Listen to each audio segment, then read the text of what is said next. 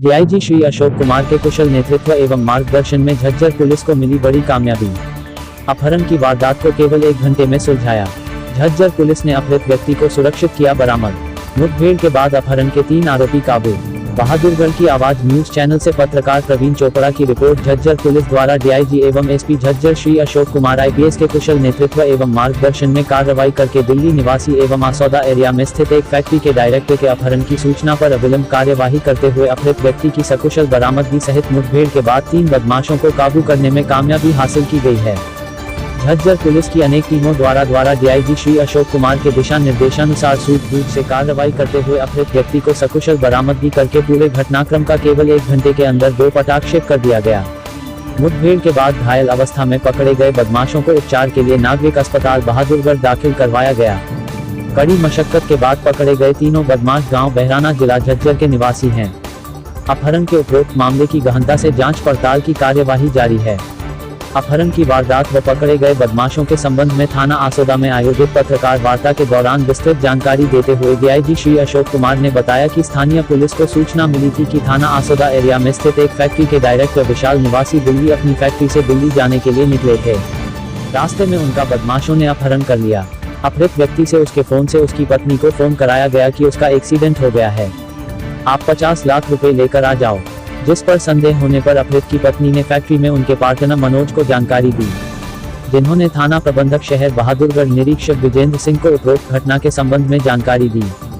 थाना प्रबंधक शहर बहादुरगढ़ ने तुरंत उपरोक्त घटना के संबंध में जानकारी उनको डीआईजी साहब को दी और साइबर की मदद से लोकेशन का पता करवाया गया, जिस पर उन्होंने डीएसपी राहुल देव, डीएसपी अजायब सिंह, अपराध जांच शाखा प्रथम व द्वितीय बहादुरगढ़ तथा झज्जर की टीमों को तुरंत थाना आसौदा के एरिया में पहुंचने के निर्देश दिए और वे स्वयं भी थाना आसौदा बहादुरगढ़ पहुंच गए।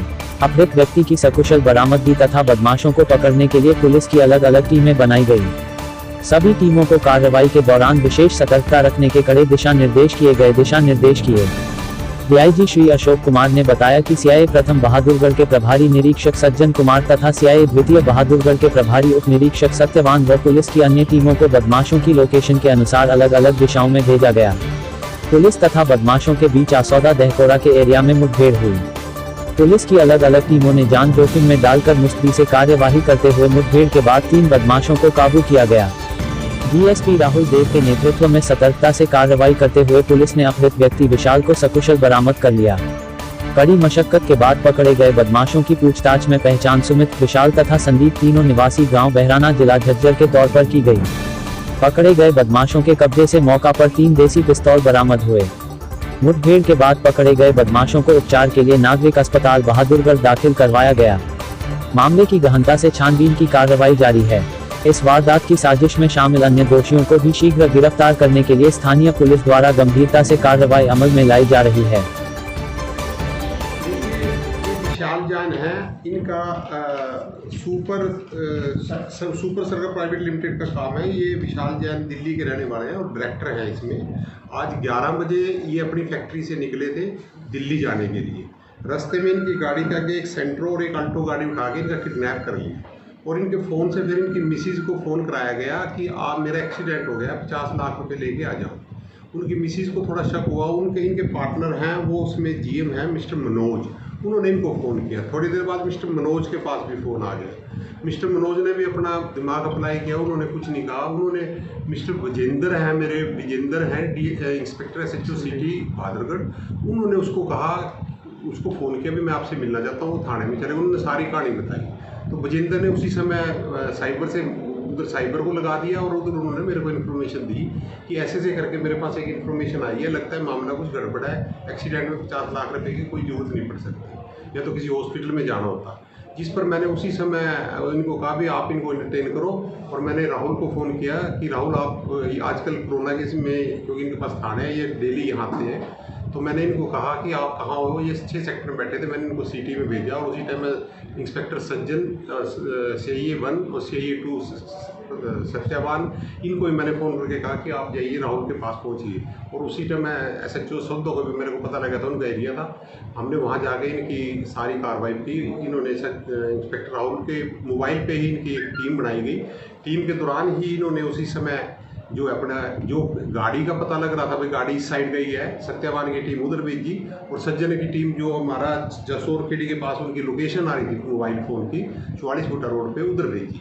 तो लकली इन्होंने वहाँ सत्यावान ने जाके देखा, गाड़ी इनको दिखाई दे गई खड़ी हुई, जिस पर सत्यावान ने वहाँ 3 लड़के खड़े देखे क्योंकि उनको लगता था कि पैसे वहीं लेके आएंगे। इस पर इन्होंने उनको वो रोका तो वो भागने लगे, तो इन्होंने उनको फिर पीछा किया, उधर से उन्होंने उनके ऊपर फायरिंग कर दी, इन्होंने भी फायरिंग की। फायरिंग में इनके 6-7 राउंड फायर हुए, जिसमें एक आदमी को पंजे में और पैर के नीचे घुटने में 2-3 गोली लगी, एक को 1 गोली लगी, एक को 1 गोली लगी। जिनको मैं सुमित, विशाल और संदीप ये बहराना गांव के हैं, रहने वाले हैं। जैसे ही पता लगा इन्होंने सत्यवान ने थोड़ी सी इंटेरोगेशन की, सत्यवान ने सज्जन को फ़ोन किया कि ऐसे ऐसे सेंट्रो गाड़ी है, इतने में इसको भी सेंट्रो गाड़ी दिखाई देगी उधर। तो इसने सेंट्रो गाड़ी की तरफ गाड़ी दौड़ाई तो उन्होंने गाड़ी दौड़ा ली, इसने गाड़ी पीछे लगाई तो बहराना के अंदर उसको छोड़ के 2 या 3-4 जो भी थे वो भाग गए।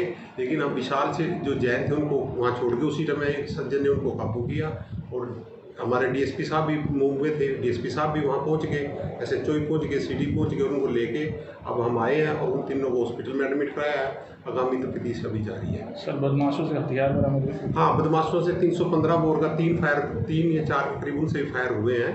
तो बदमाशों से भी हमारे को 3 हथियार बरामद हुए 315 बोर के।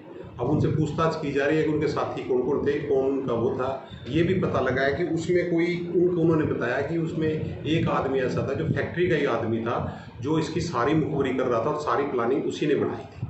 कोई क्रिमिनल हिस्ट्री है सर? अभी क्योंकि काम हुआ है, क्योंकि आपको ही पता है कि हमारे पास 12:30 एक इन्फॉर्मेशन आई थी और 2:30-3 बजे तक ऑपरेशन सारा हो गया है और फिर उनको चोट लगी हुई है, पूरी तरह से इंटेरोगेशन नहीं हुई है।